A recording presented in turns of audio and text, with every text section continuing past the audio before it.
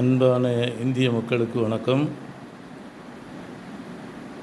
இந்த நாடு மட்டுமல்ல, அதாவது இந்திய தேசம் மட்டுமல்ல, உலகிலேயே பிரச்சனைகளை அதிகமாக கொண்டு வருவது கட்சி தான்.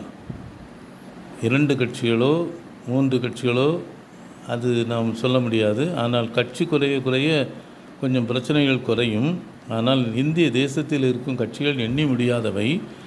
அதிலும் தாங்கள் திறமையை காட்டி, பல்வேறு வித்தைகளை காட்டி, பொய் பித்தலாட்டம் பண்ணி, அநேக சாதுரியமான தந்திரமான வேலைகளை செய்து கட்சி என்ற பெயரில் வாதத்தை உள்ளே கொண்டு வந்து பலவிதமான போராட்டங்களுக்கு மத்தியில் பல எம்பிக்களை இந்திய தேசத்தில் கொண்டு வரும்போது அவர்கள் சொல்வது தான் சட்டம், சட்டமன்றம் சொல்வது, நீதித்துறை சொல்வது சட்டமல்ல என்ற அடிப்படையில் வந்து விடுகிறது.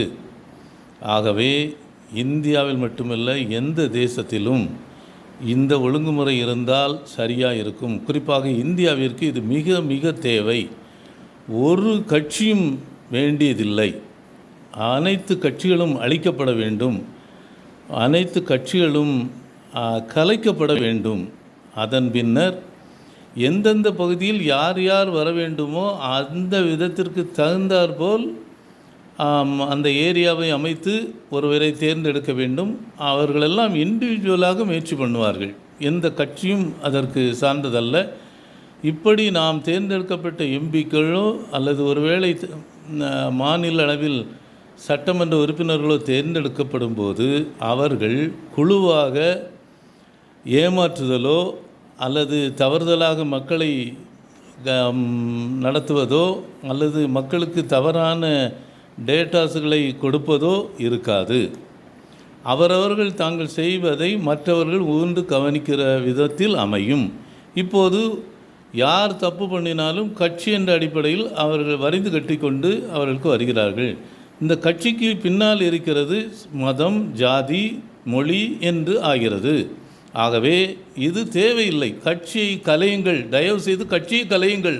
ஒரு கட்சியும் நாட்டில் இருக்கக்கூடாது. நான் சொல்கிறேன், நீங்கள் இதை ஆராய்ந்து பார்த்த பின்னர் செய்யுங்கள். இதை ஆராய்ந்து பார்த்த பின் செய்யுங்கள். அந்த தனிப்பட்ட ஒவ்வொரு பகுதியில் உள்ளவர்கள் 4-5 பேர் தங்கள் திறமையை காட்டி வரும்போது அவர்களை ஒவ்வொருவரும் 3 கவனிப்பார்கள். இப்போது கட்சி அடிப்படையில் ஃபேவரிட்டிசம் இருந்து கொண்டே இருக்கிறது. அவர்களுக்கு தேவையான ஆட்கள் பலத்தை பலவிதமான முயற்சியில் கொண்டு வருகிறார்கள். அதற்கு பின்புலமாக கட்சி என்ற அடிப்படையில் எல்லோரும் வரிந்து கட்டுக்கொண்டு அவர்களுக்கு எந்த தப்பு செய்தாலும் அவர்கள் சரி என்று சொல்லக்கூடிய தன்மைக்கு ஆகிறது. இது மட்டுமல்ல,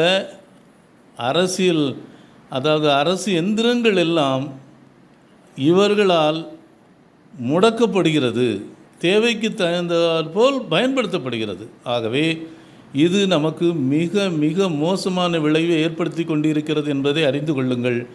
இந்தியாவிற்கு நிச்சயமாய் கட்சிகள் தேவையில்லை. ஒவ்வொரு பகுதியிலிருந்தும் நல்லவர்கள் வரட்டும். அவர்கள் தாங்கள் செயல்படுகிற விதத்தை மற்றவர்கள் மூலம் தெரிந்து கொண்டு செய்வார்கள். இல்லை என்றால் மற்றவர்கள் கைடு பண்ணுவார்கள். இது நட்பு அடிப்படையில் அமையும். நல்லதை செய்ய ஒருவருக்கொருவர் இணைவார்கள். இது கட்சி அடிப்படையில் ஒருவர் செய்கிற நன்மையை மற்றவர் கெடுப்பதும் பொறாமையால் அவர்களை பல்வேறு விதமாக வீழ்த்துவதுமாக அமைந்துவிட்டது. ஆகவே தயவு கூர்ந்து இதை சிந்தியுங்கள். நன்றி.